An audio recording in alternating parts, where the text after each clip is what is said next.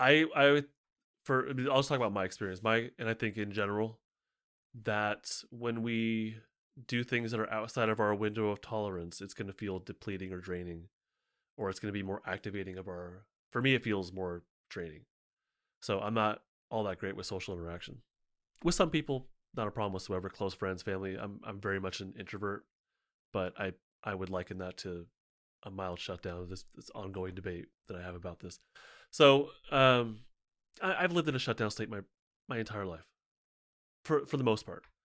And as I've noticed my capacity to tolerate more and more sympathetic and social or safe and social state, it's pretty draining. Like there are moments that it's like it's okay, this is too much, and so I just have to notice the recovery process and coming out of that, and that in and of itself, just saying this is what's happening, and I can see myself or feel myself coming out of it, and this is all normal and it's okay, and I'm expanding my window of tolerance. Like I feel that strengthening my system. I feel my capacity to interact with people growing.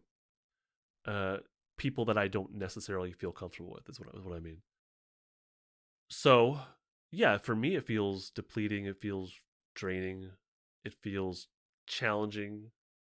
But I can also recognize where things might be way too much and where things might be tolerable. So I cannot do well with going to like a workplace luncheon or potluck. I hate those.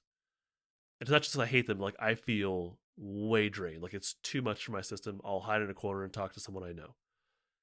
But so that's like too much for my system right now, this moment. Versus versus talking to a teacher at work. So I'm a therapist and I have teachers all around me. I'll talk to a teacher about football and that feels just fine. And that's out of my comfort zone because it's someone that I'm pretty isolated. I'm pretty darn introverted. So it's out of my comfort zone, but it's tolerable and I can feel like, okay, that's what it feels like. And then I can feel my system expanding little by little by little and my capacity to interact with people growing more and more and more. And the shutdown stuff is just not as dominant as it pretty much always has been my entire life. So hopefully that answers your question. Is it draining? Does it require energy? I think so. I think it could feel absolutely. It's different person to person, but for me, that's my experience of it. It feels I don't know the right word. It feels challenging. It feels constricting. For me, it's like when I attempt to expand, I instantly feel this like this like nope, come back in, hide. So I can recognize that, and in little doses, I can be like, no, we can do this, and I'll expand my capacity little by little. Hey, this is Justin. Just want to interrupt real quick and tell you about a course of mine called Building Safety Anchors. In Building Safety Anchors, it teaches you how to identify what safety is for you, but also identify like what brings you to safety. And it also teaches you how to make a practice out of that so that you could actually build your capacity to feel safe. We have to have our biology for safety active in order for us to do all those wonderful things like social engagement and critical thinking and a whole bunch of other stuff. So, building safety anchors on justinlmft.com. I recently had a conversation with someone. We got together with my son's one of his little friends, met at a park, and it was myself and my son, and then the friend and his two parents. And the dad and I were talking back and forth, shared conversation. It was great. It was fine. The mom is much more of a talker, and she talks over, and she's like very, very, very, very, very, very social. Way more social than I have ever been, and probably ever will be. But I felt safe with her. She's super, just like friendly and lots of co-regulation cues. Just talks a lot. But in my system, I'm like, oh my god, this is too much for my system. But I like her, and we just I knew the thing was we're only gonna be at the park for about an hour, so it was fine. You know what I mean? But I did recognize like I feel like I'm getting my butt kicked. This is way too much. It had nothing to do. It's not her. It's just my system. What I can tolerate. It's not about her changing to meet what I need. It's just like this is. I feel like I'm getting my butt kicked. I feel like I'm running a marathon. And when it was over, I'm like, oh god. And I love her. She's fantastic, but it's just too much for my system.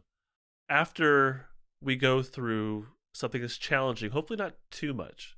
Like me talking with her in the park, it wasn't too much. It was just challenging, right? I didn't have to run away, nothing like that. It was just a challenge, and I was fine. But what happens is you go through the challenge, and hopefully you're kind of welcoming it. I welcomed it. I know them, and it's like I know how she is. That's fine. It's not her issue whatsoever. It's my issue.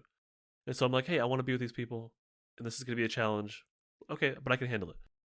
And so after that, you can call it self care if you like, but it's not about feeling better. It's just about allowing yourself to feel what you feel. And if you feel drained, you just let yourself feel drained. And in that moment, what I did was got in the car. I can't remember what I did, but I drove home and just kind of took it easy. Like I just felt like I did a marathon, and now I just need to kind of take it easy and listen to where I'm at and do little things, have some silence or whatever it was. I forget what it exactly, but usually that's what I do is when I feel more drained or challenged or whatever, I just kind of take it easy while listening to my system. I had a session with someone recently where they were in a very anxious state, and she was asking like, how to make it go away. Basically, it's like, no, you got to feel it.